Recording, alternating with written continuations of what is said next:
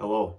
Today I'm going to be bringing you a down and dirty, simple approach on how to remove the hide from your antler skull. So you end up getting something that's nice and clean, just like this. This is something that I've always put off on any of the bucks that I've shot just because kind of a tedious process. I'm not going to lie. It's still a little tedious, but I think the way that I'm about to show you might be the ticket. So thank you for watching today's episode. As always, I appreciate your viewership and support, and it's a great day to be outdoors. All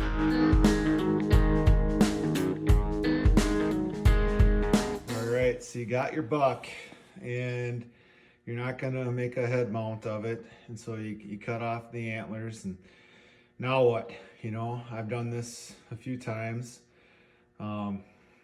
fortunately, but I hate it, and so I always put it off. And I'll tell you, the one thing you do not do is wait. I've done that before, so I googled it and looked for videos because I didn't want to duplicate somebody else's idea, and I didn't find a video on it, but one guy had a post and he said to soak it in water for a few hours. So I got a pot here, and another thing about having members of the BE bunch is my boy, I hope he's watching this, but my boy didn't really clean this pot out, so there's all kinds of grease and tallow in there, but it'll do just fine. So I'm gonna put this rack or skull cap in the water. It said for a few hours. I'm gonna do it overnight, and then I'll see if it actually loosens this up and makes this any easier. All right, there she be. Did take quite a bit of water. I suppose if you had a smaller rack, it would fit inside the container a little bit better. You know, this is definitely wider than a bucket. One thing you definitely don't want to do, this bonehead right here did it, is you don't want to try to boil this off on like a grill or something. First of all, it didn't work, and second of all, I actually tipped the tines on a buck into the grill and ruined the ends. I mean, it was one of the more stupid things I've ever done, but all the same. So I got the skull cap fully submerged in the water. I'm gonna let it sit overnight and then maybe work on it tomorrow, and then see if this makes it any easier. I'm excited. I do hope this works. If it doesn't work, you're never gonna see this.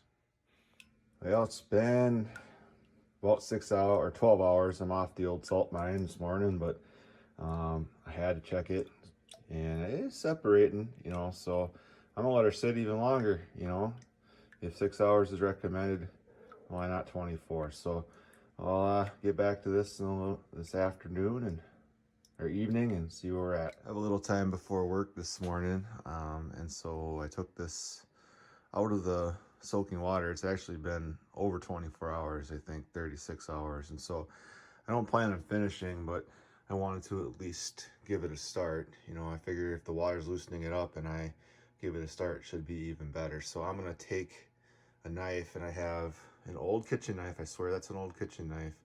And then my filleting knife, which I'd rather not use. I don't want to dull it up. And the first cut I'm gonna make is right down the middle. Just gonna go from here to there. So I have two big flaps that I can pull over.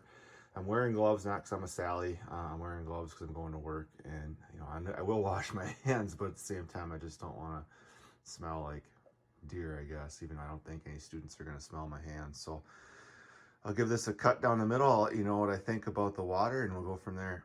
Initial reactions, I think the water does help. It's still not like magic. So I started on the back end here and just basically pushed this knife in through the middle, sorry for that, in through the middle, and then got over to the pedicle and got as close to that as I could get, and you know, kind of pried and sawed, and then did the same thing on the other side.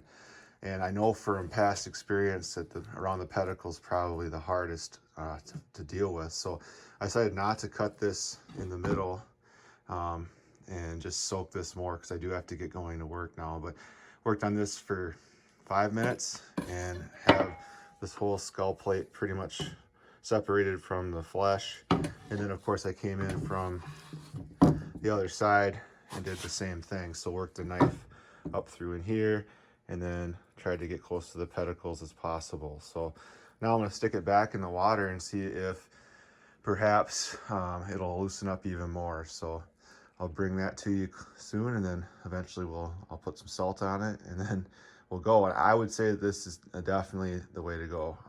You know, I was hesitant. I never tried this before in water, and I'm convinced. All right, so just a quick video to show where we're at. This is after I pulled it out, ran the knife through it all the way through, went around the pedicles as best I could. So now what I'm going to do is I'm going to let this actually this time dry off. So I'm not going to deal with this again until it has dried off. You know, it's saturated with water.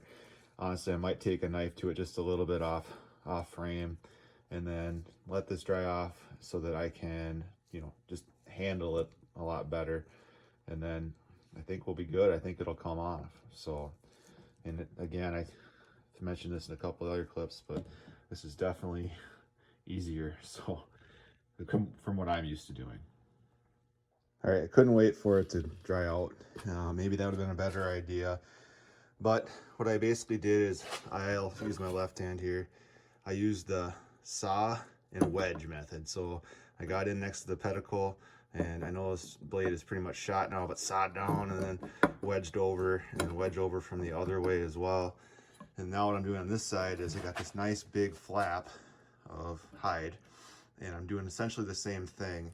And you get by the pedicle here, and it kind of, this isn't exactly how I do it, but you know, saw down, wedge, and then work your way around. So this part, not a fan of, but I would say that it is working better overall.